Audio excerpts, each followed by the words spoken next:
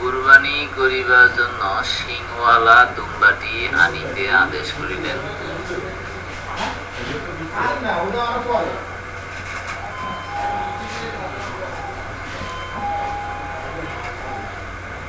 যাহার পায়ের গোড়া কালো ছিল।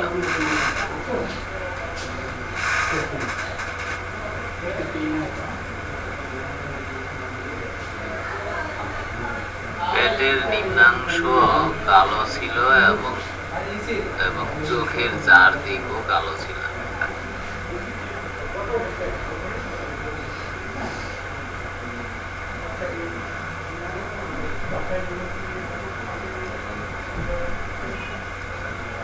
সেই দুম্বাটি উপস্থিত করা হইলে তিনি আয়েশা সিদ্দিকা রাদিয়াল্লাহু আনহাকে বলিলেন,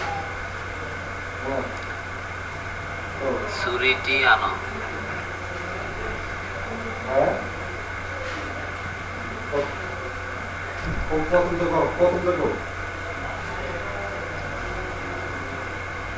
তারপর বলিলেন, ওটা পাথরে ঘষে ধারালো করো।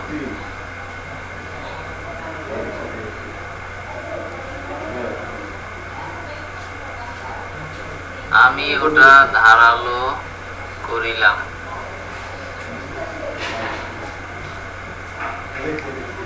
তারপর তিনি তাহা দ্বারা দুম্বাটি শোয়াইয়া যবেহ করিলেন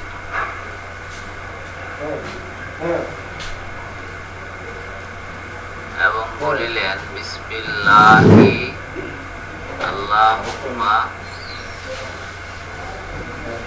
তাকাব্বাল মিন মুহাম্মাদিন ওয়া মিন উম্মতি মুহাম্মাদিন।